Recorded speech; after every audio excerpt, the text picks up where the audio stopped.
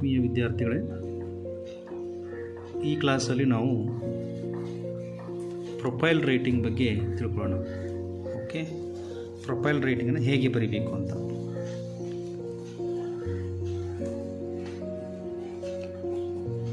ಇದು 3 ಅಂಕದ ಪ್ರಶ್ನೆಯಾಗಿರುತ್ತೆ. ಓಕೆ, ಈ ಕ್ವಶನ್ ನೋಡ್ತಾ ಹೋಗೋಣ. Given below is A profile, right A paragraph using the clues given below. ಇಲ್ಲಿ ಒಂದಷ್ಟು ಸುಳಿವುಗಳನ್ನು ಕೊಟ್ಟಿದ್ದಾರೆ. ಇವುಗಳನ್ನು ಬಳಸ್ಕೊಂಡು ಒಂದು ಪ್ಯಾರಾಗ್ರಾಫ್ ರೀತಿಯಲ್ಲಿ ಬರೀರಿ ಅಂತ ಹೇಳ್ತಿದ್ದಾರೆ ಅವರು. ಸೊ ಎಷ್ಟು ಸ್ಟೆಪ್ಸ್ ಕೊಟ್ಟಿದ್ದಾರೆ ನೋಡೋಣ. ಫಸ್ಟ್ ಏನು ಕೊಟ್ಟಿದ್ದಾರೆ? ನೇಮ್ ಕೊಟ್ಟಿದ್ದಾರೆ. ಸೆಕೆಂಡ್ ಏಜ್ ಕೊಟ್ಟಿದ್ದಾರೆ. ಥರ್ಡ್ ಪ್ಲೇಸ್ ಕೊಟ್ಟಿದ್ದಾರೆ. ಫೋರ್ತ್ ಎಜುಕೇಷನ್ ಕೊಟ್ಟಿದ್ದಾರೆ, ಅಂದರೆ ಕ್ವಾಲಿಫಿಕೇಷನ್ ಕೊಟ್ಟಿದ್ದಾರೆ. ಇನ್ನು 5ನೇದು ಪಾಪ್ಯುಲಾರಿಟಿ ಕೊಟ್ಟಿದ್ದಾರೆ. 6ನೇದು ಅಚೀವ್ಮೆಂಟ್ಸ್ ಕೊಟ್ಟಿದ್ದಾರೆ. 7 awards.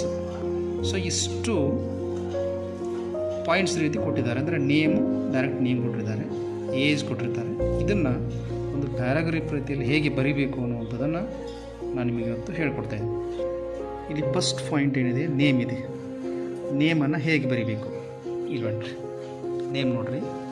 This profile is about ರಾಣಿ ಮಾಚಯ್ಯ. ಹೆಸರು ಯಾವುದೇ ಕೊಟ್ಟಿರಲಿ ಅವರು, ಅಲ್ಲಿ ಜಸ್ಟ್ ನೀವು ದಿಸ್ ಪ್ರೊಫೈಲ್ ಈಸ್ ಅಬೌಟ್ ಯಾರ ಬಗ್ಗೆ ಕೊಟ್ಟರು ಅವ್ರ ಹೆಸರನ್ನು ಇಲ್ಲಿ ಬರೀಬೇಕು. So this is the first step. Okay, ಇನ್ನು ಸೆಕೆಂಡ್ ಏನು ಕೊಟ್ಟಿದ್ದಾರೆ? ಏಜ್ ಕೊಟ್ಟಿದ್ದಾರೆ ಅಲ್ವಾ. ಏಜ್ 79 ಇಯರ್ಸ್ ಓಲ್ಡ್ ಅಂತ ಕೊಟ್ಟಿದ್ದಾರೆ. ನೀವು ಸೆಂಟೆನ್ಸ್ ರೂಪದಲ್ಲಿ ಹೇಗೆ ಬರೀಬೇಕು? ಹರ್ ಏಜ್ ಈಸ್ 79 ಇಯರ್ಸ್ ಓಲ್ಡ್. ಹರ್ ಯಾಕೆ ಕೊಟ್ಟಿನಿ ಅಂದರೆ ರಾಣಿ ಅಂತಿದೆ, ಮೀನ್ಸ್ ಫೀಮೇಲ್ ಅಂತ ಅಲ್ವಾ. ಫೀಮೇಲ್ ಅದು, ಹಾಗಾಗಿ ಹರ್ ಕೊಟ್ಟಿದ್ದೀನಿ. ಮೇಲ್ ಆಗಿದ್ದರೆ ಹಿ ಅಂತ ಆಗ್ತಿತ್ತು, ಹಿಮ್ ಅಂತ. ಓಕೆ, ಅಥವಾ ಹೀಸ್ ಆಗ್ತದೆ. ಹರ್ ಯಾಕೆ ಕೊಟ್ಟಿದ್ದೀನಿ ಅಂತಂದರೆ ಫೀಮೇಲ್ ಇರೋದ್ರಿಂದ ಹರ್ ಅಂತ ಕೊಟ್ಟಿದ್ದೀನಿ. ಮೇಲ್ ಆಗಿದ್ದರೆ ಹಿಸ್ ಅಂತ ಕೊಡ್ತಿದ್ದೆ. ಇಲ್ಲಿ ರಾಣಿ ಫೀಮೇಲ್, ಹಾಗಾಗಿ her age is 79 years old. Age ಬಗ್ಗೆ ಕೊಟ್ಟರೆ ಸೆಂಟೆನ್ಸ್ ಇದೇ ಥರ ಬರೀಬೇಕು.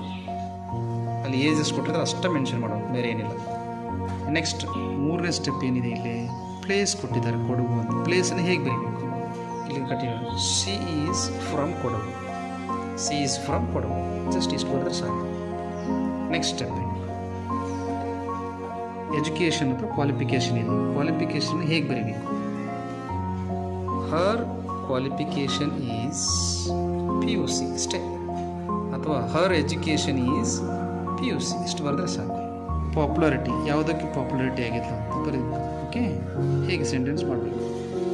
ಹರ್ ರೀಸನ್ ಫಾರ್ ಪಾಪ್ಯುಲಾರಿಟಿ, ನೋಡಿ, ಹರ್ reason for popularity is ಉಮ್ಮತ್ತಾಟಕಿ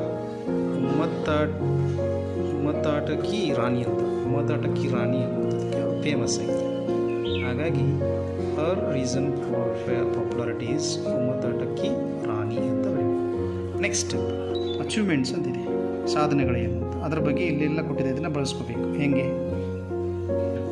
Har achievements are began a campaign to popularize Ummatata in 1984 onwards, and she created Kaveri Kalaranda.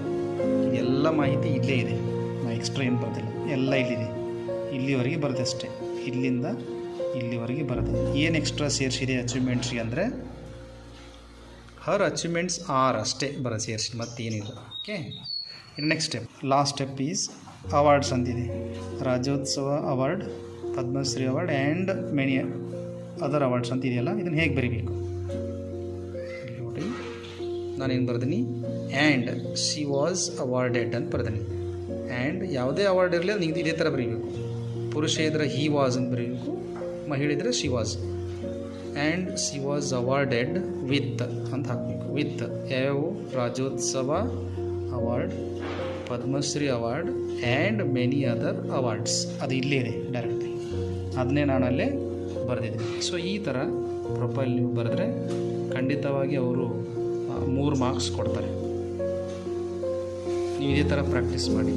ಯಾವುದೇ profile ಕೇಳಿದ್ರು ಕೂಡ ಇದೇ ಮಾಡಲನ್ನು ಬರೀಬೇಕು. ಹೆಸರು ಹೇಗೆ ಹೇಗೆ ಬರೀಬೇಕು, ಏಜ್ ಕೊಟ್ಟರೆ ಹೇಗೆ ಬರೀಬೇಕು, ಆಮೇಲೆ ಪ್ಲೇಸ್ ಕೊಟ್ಟರೆ, ಕ್ವಾಲಿಫಿಕೇಷನ್ ಕೊಟ್ಟರೆ, ಮತ್ತು ಯಾವುದು ಪಾಪ್ಯುಲಾರಿಟಿ, ಅಚೀವ್ಮೆಂಟ್ಸ್, ಅವಾರ್ಡ್ಸ್ ಅಷ್ಟು ಕೂಡ ಕೊಟ್ಟರು ನಾವು ಅದನ್ನು ಇದೇ ಥರ ಬರಲಿಕ್ಕೆ ಪ್ರಯತ್ನವನ್ನು ಮಾಡಬೇಕು.